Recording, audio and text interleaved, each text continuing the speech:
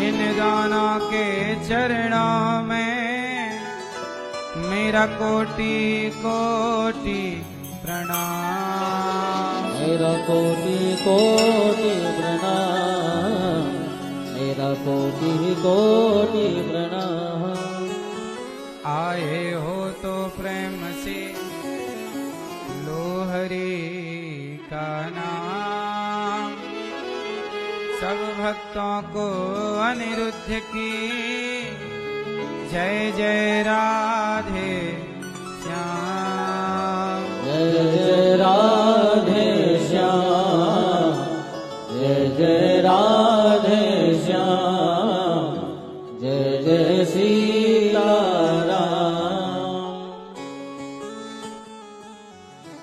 राम नाम के हीरे मोती मैं बिखराऊं गली गली, ले लो रे कोई राम का प्याला, शोर मचाऊं गली गली। बोलो राम, बोलो राम, बोलो राम राम राम। जय हो, जय श्री राम।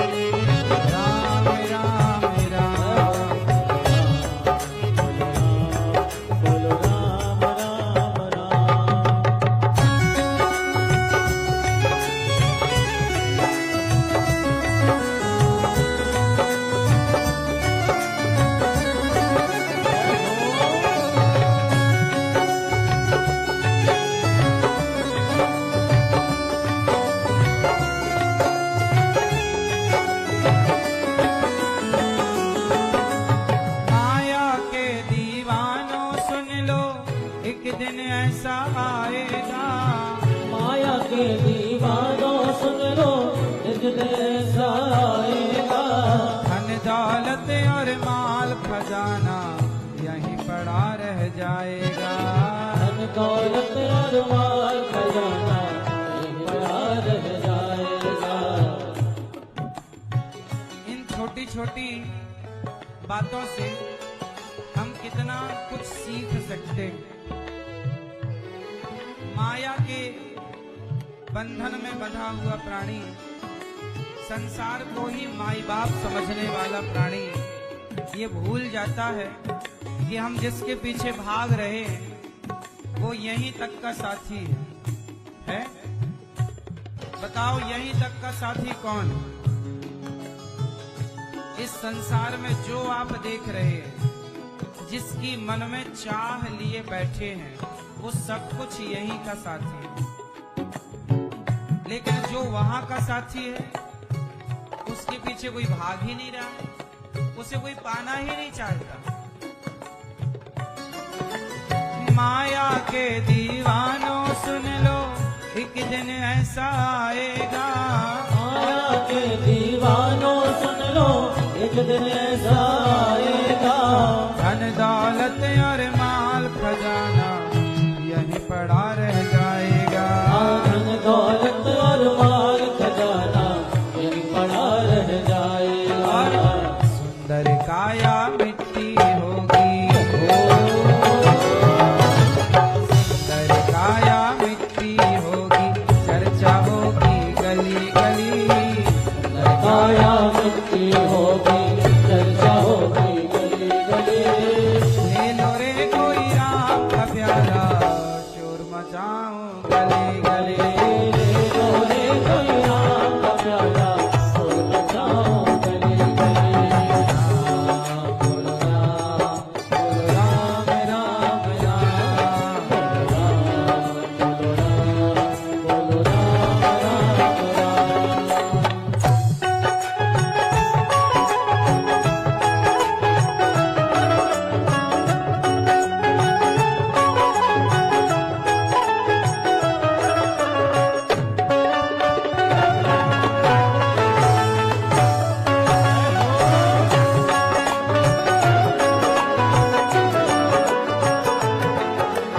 क्यों करता तू मेरा मेरी, यहाँ तो तेरा मकान नहीं। क्यों करता तू मेरा मेरी, यहाँ तो तेरा मकान नहीं। अब सारी जिंदगी हम लोग क्या करते हैं, ये मेरा है, ये तेरा है, ये मेरी है, ये मेरा है। पर ये बताओ, आज तक हम जिसे अपना कहते आए हैं, क्या वो हमारा हो सका? ठीक, तो हम कितना बड़ा झूठ कह रहे हैं। हम जगत को अपना मान रहे हैं, यही झूठ है। क्यों करता तू मेरा मेरी, यहाँ तो तेरा मकान नहीं। क्यों करता तू मेरा मेरी, यहाँ तो तेरा मकान नहीं। झूठे जग में फंसा हुआ है, तू सच्चा इंसान नहीं। झूठे जग में फंसा हुआ है, तू सच्चा इंसान नहीं। जग का मेला 2 दिन का है, जग का मेला 2 दिन का है, अंत में होगी चला चली। मेरा 2 दिन का है, अंत में होगी चला चली।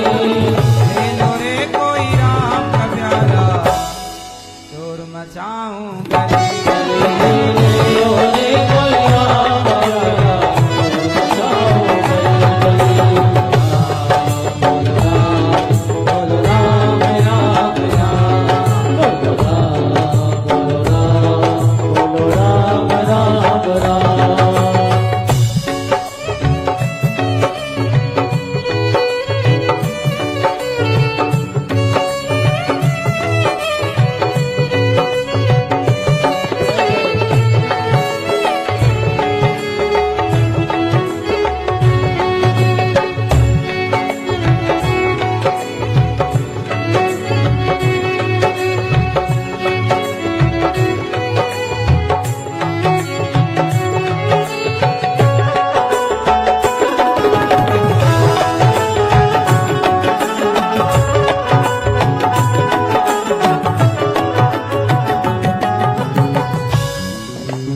जिन जिन ने यह मोती लूटे, वो तो माला माल हुए।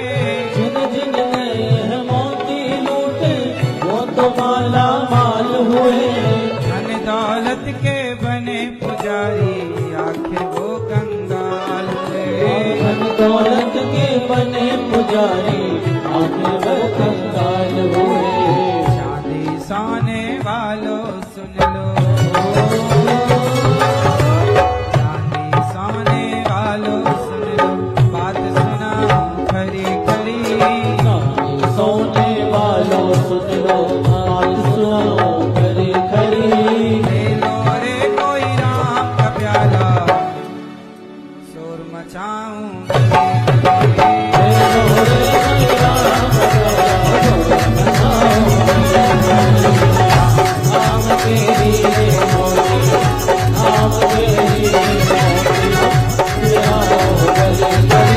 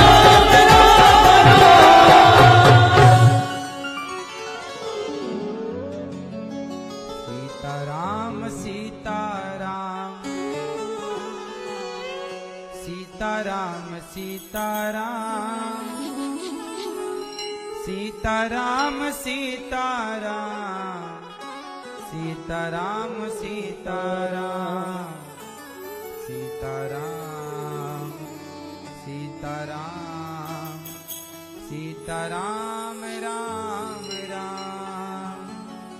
बोलिए भक्तवत्सल भगवान की जय जय श्री राम। राधे श्याम। परम मंगलमय परात्पर अखिलेश्वर अखिल ब्रह्मांड नायक परात्पर पर ब्रह्म भगवान श्री राम की वांगमय प्रतिमूर्ति राम कथा राम चरित्र मानस कथा आप सभी सुनने आए भक्तजनों को जय श्रीमन नारायण, जय श्री कृष्णा, जय श्री सीताराम, जय गौरी गोपाल। कैसे हैं आप सब लोग? सदा अच्छे रहें, भगवान की कृपा बनी रहे। नवरात्रि चल रही है, माता भगवती की कृपा भी आप सब पर प्रेम पूर्वक बनी रहे। हमारी मैया श्रीमती रेणु बख्शी जी कथा का रसपान कर रही हैं। परीक्षित बनकर स्वर्गीय श्री त्रिलोकीनाथ बख्शी जी, स्वर्गीय श्रीमती शांता बख्शी जी, स्वर्गीय श्री जवाहर लाल बख्शी जी की स्मृति में बेटी का धर्म निभा रही हैं हमारी मैया, बहू का धर्म निभा रही है हमारी मैया। और श्रीमती रेणु बख्शी जी के द्वारा यह सुंदर सा आयोजन राम कथा का हम सबको मिल रहा है। और आप सब, आपके पूर्वज भी, सीता मैया जब राम कथा सुनी हनुमान जी से तो उनका सुनते ही सीता कर दुख भागा। कथा जो सुनता है उसका दुख भाग जाता है। आपके पितरों पूर्वजों का भी दुख भाग गया भागवत कथा सुन के, राम कथा सुन के। भगवान की कथा जो सुनता है उसका दुख भाग जाता है, वो दुखी व्यक्ति भी सुखी हो जाता है। भागवत क्यों सुननी चाहिए? भगवान की कथा, राम कथा क्यों सुननी चाहिए? क्योंकि कथा प्रत्येक प्राणी के मन की व्यथा को दूर कर देता है। और राम कथा कौन सुनता है जानते हो? शंकर जी बड़े रसिक हैं इस कथा के। जहां राम कथा होती है वहां शंकर जी जरूर पहुंचते हैं। माता पार्वती और भगवान शंकर कथा सुनने के बड़े प्रेमी हैं। दोनों पति पत्नी एक सुनाते हैं और एक सुनते हैं। कभी पार्वती सुनाने लग जाती है शंकर जी को, कभी शंकर जी सुनाने लग जाते हैं पार्वती जी। भैया श्री नितिन बख्शी जी, पूजा बख्शी जी, कोसीन बख्शी जी, विधान जालान, रजनी भट्ट जी, रीता कौल जी, रोमिला जी, राशि जी, शशि जी, समस्त बख्शी परिवार लाजपत नगर दिल्ली से आप मैया कथा का प्रेम पूर्वक रसपान कर रही हैं। और कथा बहुत कुछ सिखाती है सबको। अच्छी लग रही है कथा सबको, सब परिवार को? आप सब बड़े पुण्यात्मा हैं कि भगवान ने आपको बार बार अपने चरणों में बुलाकर ये सुंदर कार्य आपसे करा रहे हैं। भगवान देखो, हनुमान जी लंका गए ना, सीता मां का पता लगा के आए। ये हनुमान जी का पराक्रम नहीं था। राम जिस पर हाथ रख देते हैं ना, वो हनुमान हो जाता है। यदि अंगूठी हनुमान जी की जगह अंगद जी को दे दी होती राम जी ने, तो सीता मैया का पता अंगद जी लगाते। पर अंगूठी किसे दी? हनुमान जी को। मतलब राम जी ये चाहते थे ना कि हनुमान जी को ही ये वाला यश प्राप्त हो। सीता माँ का खोज कौन करे? सीता माँ की हनुमान। अंगूठी हनुमान जी को ही तो दी ना राम जी ने, मुद्रिका कि सीता जी को दे देना। वो अंगूठी यदि अंगद जी को बुलाकर दी होती राम जी ने, तो लंका कौन चला जाता? अंगद जी। जामवंत जी को दी होती तो जामवंत जी चले जाते। नल नील को दी होती तो नल नील चले जाते। इसका मतलब राम जी स्वयं चाहते थे कि मेरे हनुमान का यश कीर्ति बढ़े। तो आप लोग ये समझो कि यदि इस शरीर से कुछ अच्छा कार्य हो जाए तो समझ लो कि भगवान ने हमें स्वीकार कर लिया है इस अच्छे काम के लिए। जैसे कि मैया को भगवान ने राम कथा के लिए, कई महीने हो गए थे, दास ने भी राम कथा नहीं गाई थी, तो मैया के पुण्य से हम सबको राम कथा मिल गई। तो ये काम भगवान ने आपसे कराया है, इसके लिए आपको चुना, और वो भी नवरात्रि के पावन पर्व पर। 19 अप्रैल से 25 अप्रैल बिलासपुर में कथा है, छत्तीसगढ़। आप छत्तीसगढ़ के भक्तों के लिए ये दास आप सबके मध्य आ रहा है कथा की गंगा लेकर। 3 तारीख से 9 तारीख तक, मतलब 3 मई से 9 मई तक सिहोरा मझौली के बीच में रियोझा कथा है, वहां यज्ञ भी है। ये दास अनिरुद्ध का जो जन्म स्थान है, वहां पर हमारी जन्मभूमि में पहली बार इस तरह का यज्ञ और भागवत जी होने जा रही हैं गांव में। तो आप सब सादर आमंत्रित हैं, सभी क्षेत्रवासी और आप सभी। कल हम लोगों ने कथा में सुना कि भगवान शंकर माता पार्वती को सुना रहे हैं कि भगवान का अवतार क्यों होता है। बार बार सुना रहे हैं शंकर जी के भगवान के जन्म के अवतार, जन्म के हेतु अनेक हैं। अब यहां शंकर जी कह रहे हैं माता पार्वती से कि सुनो, भगवान क्यों अवतार लेते हैं। कभी जय और विजय रावण बनते हैं, कुंभकर्ण बनते हैं, तो भगवान जय विजय का उद्धार करने के लिए आते। देखो अब यहां एक चीज समझने की है कि आप ये मत सोचिएगा कि रावण एक ही है और राम एक ही बार आए। जो हम लोग राम कथा सुन रहे हैं, राम कोई एक बार नहीं आए, बार बार युगे युगे धर्म संस्थापनार्थाय संभवामि, कई बार भगवान को आना पड़ा। क्यों? क्योंकि रावण बदलते गए। कभी जय और विजय रावण बने तो उनके लिए भगवान राम को आना पड़ा, तो कभी जलंधर रावण हुआ तो उनके लिए राम को आना, मतलब देखो 2 रावण ये हो गए, अभी और रावण आएंगे, कई रावणों की कथा है। इसलिए कई लोग कंफ्यूज हो जाते हैं कि वाल्मीकि रामायण में ये लिखा है, तुलसीकृत रामायण में ये लिखा है, आनंद रामायण में ये लिखा है। रामचरित शतकोटि अपारा, करोड़ों रामायण है। आध्यात्म रामायण अलग है, आनंद रामायण अलग है, तो हर रामायण में कुछ ना कुछ कथा अलग अलग है। तो लोग कंफ्यूज होते हैं कि भाई ये क्यों है। तो सुनो, किसी बार के अवतार में ये कथा घटना घटी तो किसी अवतार में ये नहीं, वो वाली घटना घट गई, है ना। अब जैसे उदाहरण से समझो, आप सबको पता है कि शबरी माता ने राम जी को बेर खवाए। कैसे खवाए बोलो? जूठे बेर खवाए। कहां लिखा है ये? तुलसीकृत रामायण में लिखा है? नहीं। जूठे बेर खाए, बेर भी नहीं लिखा, कंदमूल फल लिखा है। तो फिर बात ये आई कि शबरी ने जब कंदमूल फल खिलाए और जूठे नहीं खवाए, ये लिखा है, तो फिर ये कहां से बात आ गई कि शबरी माता ने जूठे बेर खवाए? तो सुनो, किसी बार के अवतार में राम जी ने जूठे भी बेर खाए थे।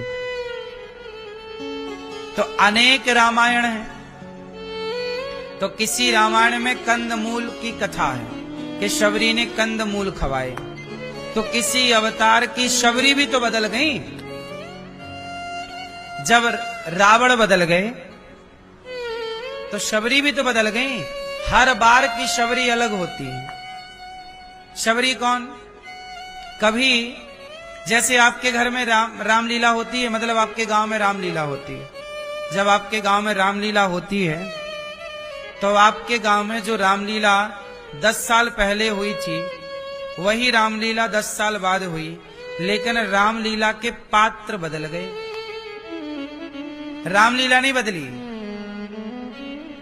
लेकिन जो लड़की सीता बनती थी अब वो सीता नहीं बन रही है, कोई और बन रही है। जो आदमी रावण बनता था अब वो चला गया, दूसरा व्यक्ति रावण का अभिनय कर रहा है रामलीला में।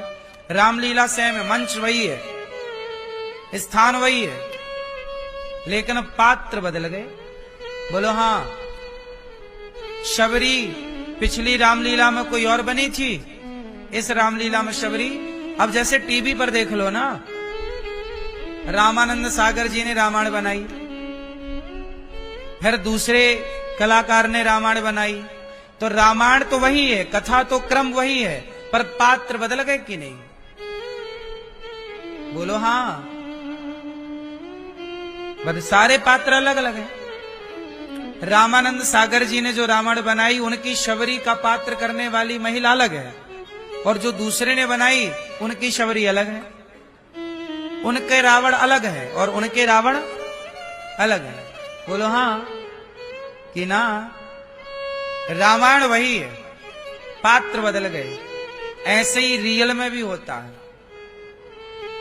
कभी शबरी आप में से कोई प्रेमी स्त्री जो भगवान से अत्यधिक प्रेम करती है, आप में से ही किसी को भगवान अपनी लीला में सम्मिलित कर लेते हैं, किसी को शबरी बना लेते हैं, किसी को आप में से ही किसी को अंगद बना लेते हैं, आप में से ही किसी को अपनी सेना बना लेते हैं, आप में से ही कोई को अयोध्या की प्रजा बना लेते हैं, आप में से किसी को ही बंदर भालू की सेना, हम में से ही कोई गिलहरी बन जाता है।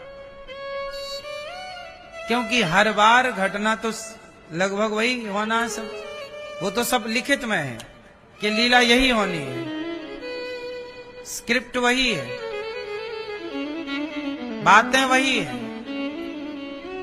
डायलॉग वही है, पात्र बदल गए। सही है। तो कभी शबरी माता ने बेर झूठे करके खवाए थे, तो कभी कंदमूल भर। किसी जन्म की शबरी ने ये लीला की तो किसी जन्म की शबरी ने वह लीला की, तो अलग अलग कल्प भेद है। हम सनातनी बहुत साइंटिफिक हैं। हमारे यहाँ अब आपको क्या इसलिए तो कहते हैं कि हरि अनंत, हरि कथा अनंता, कहाँ ही सुनहि बहु विधि सब संता। कहते हैं कि समुद्र के पानी को स्याही बना लिया जाए, समुद्र के पानी को क्या बना लिया जाए? स्याही। और आकाश को कागज बना लिया जाए, और फिर राम कथा लिखी जाए, मतलब राम की लीलाएं लिखी जाएं, राम की गुण लिखे जाएं, राम की कथा लिखी जाए। तो कहते हैं समुद्र यदि स्याही बनके और आकाश कागज बनके आ जाए, तो कहते हैं समुद्र का पानी खत्म हो सकता है, आकाश भर सकता है, लेकिन भगवान की कथाएं पूरी नहीं हो सकती। ये है हरि अनंत, हरि कथा। भगवान की कथाएं अनंत हैं। कितनी है? अनंत, परे बुद्धि के। तो जलंधर नाम का व्यक्ति रावण हुआ, नारद श्राप दीन है एक बारा, कल्प एक ते ही लगी अवतारा। नारद श्राप। एक बार नारद जी के श्राप से भगवान नारायण को राम बनना पड़ा। नारद जी ने श्राप दे दिया। अच्छा, नारद जी तो भगवान के भक्त हैं, पर नारद जी ने भी एक बार भगवान को श्राप दे दिया। क्यों दिया? क्या गलती? तब माता पार्वती बोली, कारण कवन? हे नाथ भोलेनाथ बताओ कारण कवन, श्राप मुनि दीन्हा, का अपराध रमापति कीन्हा। पार्वती जी पक्की चेली हैं नारद जी की। पार्वती जी के गुरु कौन? नारद जी। पार्वती जी के गुरु कौन? नारद जी को हल्के में मत लेना। नारद जी की चेली हैं पार्वती जी। नारद जी के 4 चेला हैं बड़े उत्तम कोटि के। रामायण किसने लिखी? वाल्मीकि जी ने। वाल्मीकि जी के गुरु नारद जी। वेद व्यास जी पुराण लिखे, वेद व्यास जी के गुरु नारद जी। ध्रुव जी, छोटी उम्र में ध्रुव ने भगवान को पाया, ध्रुव जी के गुरु नारद जी। और प्रहलाद जी के गुरु नारद जी। सोचो, इन सब के गुरु हैं नारद जी। नारद जी देवताओं के ऋषि हैं, इसलिए उन्हें कहते हैं देवर्षि। वो देवताओं के कौन हैं? देवताओं के भी गुरु हैं, देवताओं के भी ऋषि हैं, ऋषियों के भी ऋषि हैं, इसलिए उन्हें कहते हैं देवर्षि नारद। ऐसे नारद जी नारायण नारायण जपते हैं। और आप लोग नारायण नारायण नहीं जपते, जो मन चाहा वो जपते हो। नारद जी नारायण नारायण जपते हैं। नारद जी सीताराम सीताराम जपते हैं। नारद जी राधे कृष्ण जपते हैं। क्यों? क्योंकि नारद जी को पता है, नारद जी के श्राप के कारण ही तो नारायण को राम बनना पड़ा। नारद जी ने श्राप दे दिया। ये तो बड़े भक्त हैं, नारद जी बहुत बड़े भक्त हैं, पर नारद जी भी श्राप दे देते हैं। क्यों? एक समय की, अब देखो पार्वती जी क्या कह रही हैं? कारण कवन श्राप मुनि दीन्हा। क्यों श्राप दिया? का अपराध रमापति कीन्हा। रमापति मतलब रमापति, रमा किसका नाम है? रमा, रमा किसका नाम है? हाँ, किसका? लक्ष्मी जी का नाम है रमा। लक्ष्मी जी का नाम क्या है? रमा। रमापति कीन्हा। रमापति कौन? रमा के पति नारायण। तो माता पार्वती कह रही हैं कि हे भोलेनाथ, हमारे गुरु जी तो भगवान के बड़े भक्त हैं नारद जी, तो आखिर रमापति ने कौन सा अपराध? देखो पार्वती जी क्या कह रही हैं। पार्वती जी ये नहीं कह रही है कि मेरे गुरुजी से क्या गलती हो गई। बोले नहीं, मेरे गुरुजी से तो गलती हो ही नहीं सकती। ये बताओ कि भगवान नारायण से क्या गलती हुई? क्या अपराध रमापति कीना? भगवान विष्णु ने क्या अपराध किया कि मेरे गुरुजी? भगवान शंकर जी मुस्कुराए, वाह देवी, तुम्हें अपने गुरुजी की गलती नजर नहीं आ रही है? कह रही हो का अपराध रमापति कीना, मतलब तुम भगवान विष्णु की गलती कह रही हो कि उन्होंने कोई गलती की होगी। तो सुनो, बोले बेहसी महेश। बेहसी मतलब हंसे।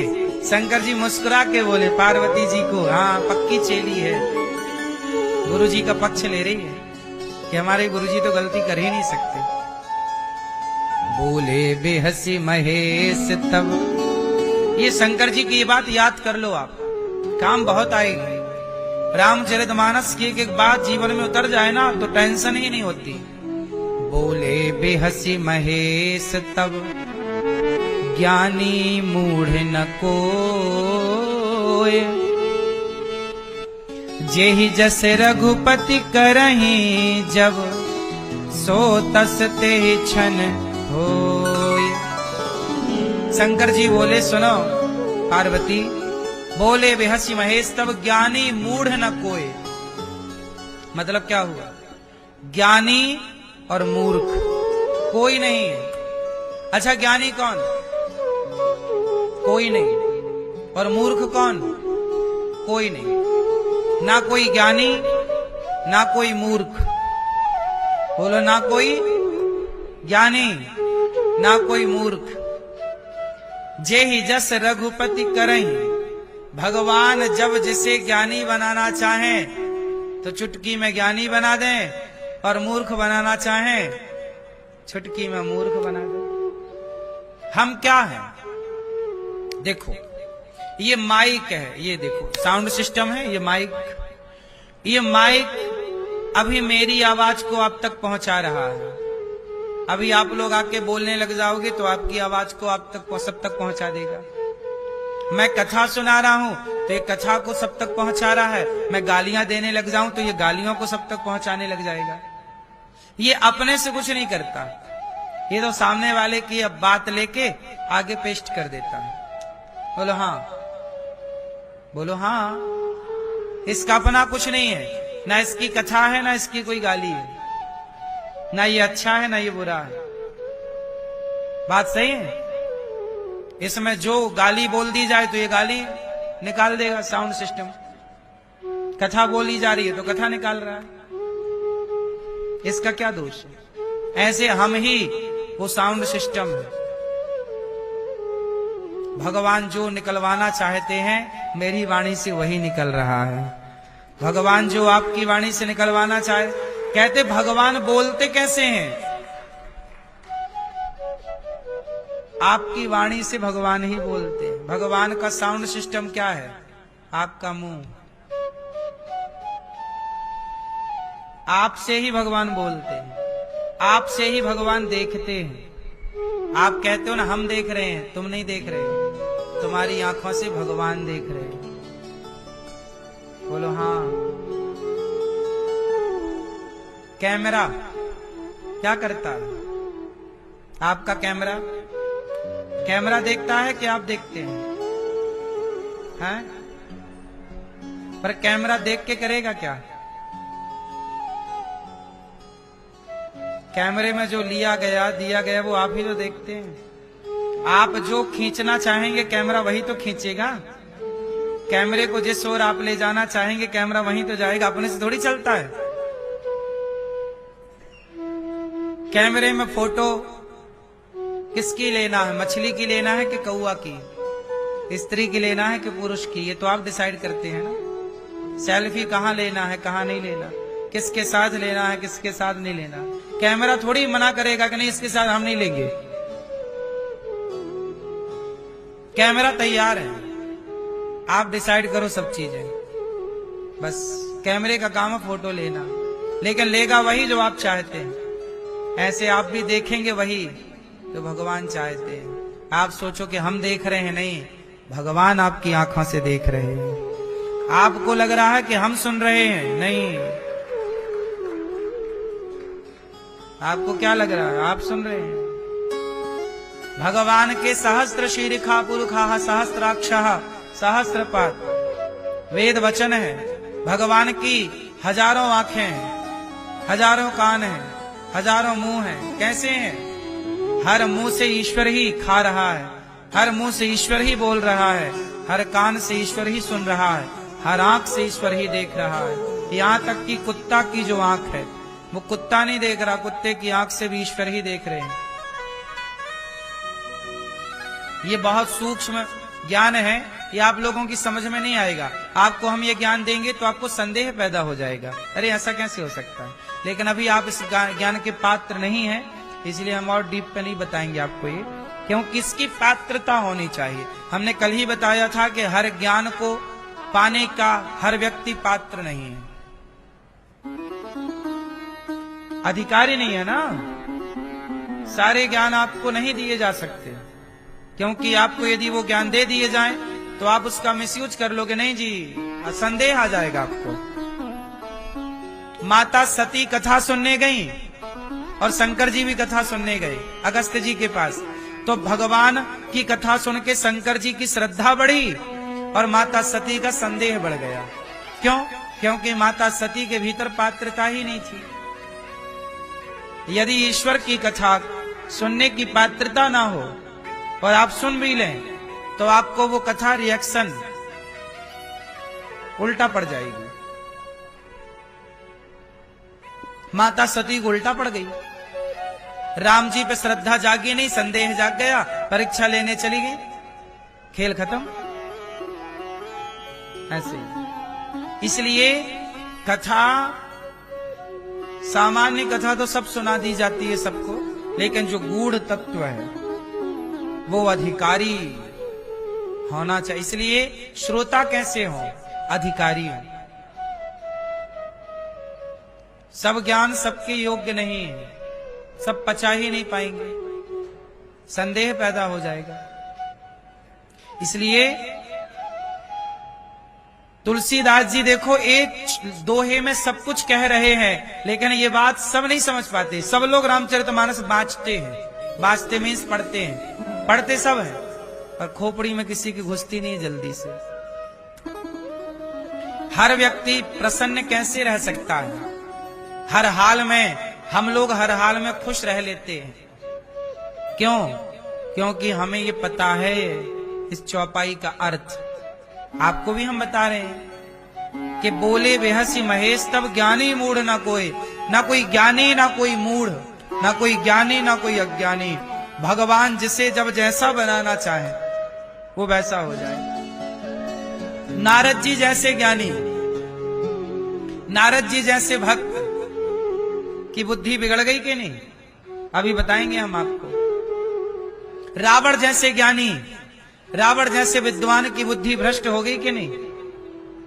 कैकई जैसी माता, राम को दूध पिलाने वाली, बुद्धि भ्रष्ट हो गई कि नहीं?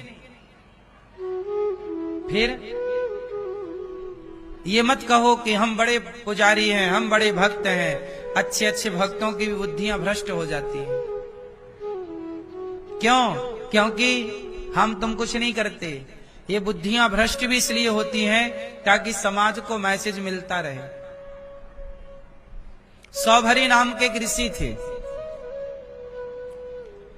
वो पानी के अंदर चले गए, यहां गर्दन तक डूब गए और तपस्या करने लग गए पानी में। बोले हम किसी से मिलेंगे नहीं, ना स्त्री को देखेंगे ना पुरुष को। बोले हम विवाह नहीं करना चाहते। भगवान बोले अच्छा जाओ पानी में। पानी में गए, कई वर्षों तक तपस्या की। देखो जरा, एक दिन मछली को मत्स्य के साथ पानी में क्रीड़ा करते देख लिया। पानी के भीतर मछली नहीं पानी में रहती है, मछली अपने मत्स्य के साथ घूम रही होगी। तो सौभरी नाम के ऋषि, घटना यही वृंदावन की है, सौभरी जी की तपस्थली यही है। पानी में एक मछली मत्स्य के साथ क्रीड़ा कर रही है कि बाबा जी ने देख लिया। अच्छा, काश हम भी गृहस्थ होते तो ऐसी क्रीड़ा हम भी करते। पानी से निकल आए, तपस्या छोड़ दी, राजा के पास गए। महाराज, राजा की 50 बेटियां थीं। बोले महाराज हम आपकी बेटी से ब्याह करना चाहते हैं। राजा बोले कि बाबा जी मन में सोचे कि आप तो बड़े बूढ़े हैं, आप तो बड़े बुढ़े हैं और आप देखने में भी अच्छे, हमारी बेटी कैसे? लेकिन राजा मना करें तो बाबा जी श्राप दे दें। तो राजा को लगा कि एक काम करो महाराज, अंदर जाओ, हमारी बेटियां बैठी हैं 50, जो बेटी आपको पसंद कर लेगी आप उससे ब्याह कर लेना। बाबा जी अंदर गए, पर बाबा जी जब गए तो एक खंबा था वहां पर, खंबा में मणि थी, मतलब मणियों के खंबे थे ना पहले के जमाने में, रत्नों के खंबे। तो उसमें उनका चित्र दिखाई पड़ा, प्रतिबिंब, जैसे दर्पण में आपका दिखता है ऐसे मणि में दिखाई। अरे हम तो बुढ़े हैं, हमसे कौन ब्याह करेगा? हमारे तो इतने बड़े बड़े जटाएं हैं, इतने बड़े बड़े बाल, इतनी बड़ी बड़ी दाढ़ी, और हम पानी में रहते रहते हमारी चमड़ी बिल्कुल गल गई है, कहां अच्छी रखी है, हमसे ब्याह करेगा कौन? तो सौभरी ऋषि ने अपने तप के प्रभाव से अपने को यंग कर लिया, जवान और सुंदर हो गए। तपस्वी साधु थे, तप के बल से जवान हो गए, सुंदर हो गए। जब गए 50 कन्याओं के बीच में तो 50 मोहित हो गई। बोले हम करेंगे ब्याह इनसे, हम करेंगे ब्याह इनसे, हम करेंगे। तो बाबा जी ने 50 से ब्याह कर लिया। सोचो 50 ब्याह हो गए। तो जो कामदेव को जीतने का दम रख रहे थे, कामदेव से हम जीत गए, ऐसी बातें कर रहे थे। भगवान बोले अच्छा तुम्हें जीतने का घमंड आ गया तो तुम्हारा घमंड तो तोड़ना पड़ेगा। तो भगवान ये जो करते हैं ना, सब घमंड इत्यादि तोड़ने की व्यवस्था करते हैं। 100 भरी ऋषि के घमंड को तोड़ने के लिए 150 ब्याह उनके हो गए। फिर 50 ब्याह होने के बाद उनके बच्चे हुए। फिर उन्हें वैराग्य हुआ, अरे राम राम राम, हम कहाँ थे, तपस्वी थे और कहाँ गए। फिर सब छोड़ के तपस्या की, तब फिर उनका कल्याण हुआ। कुल मिला के सारी कथाएं ये समझाती हैं कि आप ये मत कहो कि हमने काम को जीत लिया, हमने क्रोध को जीत लिया। ये मत कहो कि हमने ये पढ़ करके ये ज्ञान पा लिया। नहीं, कोई ज्ञानी नहीं, कोई मूढ़ नहीं। आप कुछ कर रहे हैं तो ये भाव रखो कि भगवान हमसे अच्छा कार्य करा रहे हैं। ये कोई हमारा ज्ञान नहीं है, कोई हम अपने ज्ञान से थोड़ी कुछ कर पा रहे हैं। कुछ पा गए तो ये मत सोचो कि हम पा गए, नहीं, ये भगवान ने कृपा की तो मिल गया, उनकी कृपा से, वरना हमारा कोई बल पराक्रम नहीं। तो ज्ञानी मूढ़ ना कोई ज्ञानी नहीं, कोई मूर्ख नहीं। जब भगवान जिसे जैसा बनाए वो वैसा व्यवहार कर। कई बार आप अपने पड़ोसन को कहते हो यार ये महिला तो बड़ी समझदार थी, ये तो बहुत समझदार थे, लेकिन आज ऐसी बात कर रहे हैं, हमें तो बिल्कुल विश्वास नहीं हो रहा कि ये महिला ऐसी हो सकती है। लेकिन कई बार वो वैसी हो जाती है। ऐसा हुआ कि नहीं? कई बार आप कहते नहीं ये आदमी तो बहुत अच्छा था, ये तो ऐसा कर ही नहीं सकता था, लेकिन वही फिर वो काम कर लेता है कि जो आपको भरोसा नहीं होता कि भाई ये तो ऐसा नहीं था, इसका मतलब वो वैसा नहीं था। बात सही है कि वो वैसा नहीं था, लेकिन वो वैसा हो गया। क्योंकि कब कोई ज्ञानी की तरह दिखने लग जाए, कब कोई मूर्ख की तरह व्यवहार करने लग जाए, ये आपके हाथ में नहीं है, ये भी ईश्वर के हाथ में। इसलिए अभिमान मुक्त होकर सदा ईश्वर के अधीन रहा करो। किसके अधीन रहोगे? अब सुनो आगे क्या हुआ। एक दिन की, अब देखो नारद जी को शंकर जी कह रहे हैं कि नारद जी ने एक बार श्राप दिया। क्यों दिया? पूरी कथा सुनो। एक बार नारद जी जा रहे थे आकाश मार्ग से, नारायण नारायण ना कीर्तन करते हुए। तभी उन्होंने देखा कि हिमालय के तट पर एक सुंदर सा वन है, हरा भरा। तो नारद जी को लगा यहाँ बढ़िया हवा चल रही है, ठंडी ठंडी, और यहाँ थोड़ा बैठ के ध्यान किया जाए भगवान का। तो नारद जी बैठ गए गंगा के किनारे, और गंगा के किनारे बैठकर भगवान का ध्यान करने लग गए नारद जी। और जब नारद जी भगवान का ध्यान करने लग गए तो नारद जी बहुत बड़े भक्त ऑलरेडी हैं, इसमें कोई आश्चर्य है नहीं। तो नारद जी जब ध्यान करने लग गए तो देवराज इंद्र घबरा गए। कोई भी आदमी तपस्या करता है ना तो इंद्र की धड़कन बढ़ जाती है। इंद्र को लगता है कहीं ये हमारा स्वर्गलोक ना पाले। तो इंद्र घबराए कि नारद जी तो कई महीने हो गए बैठे ही हैं, ऐसा तो ना कि कहीं नारद जी इंद्र लोक हड़प लें। तो इंद्र ने क्या किया, नारद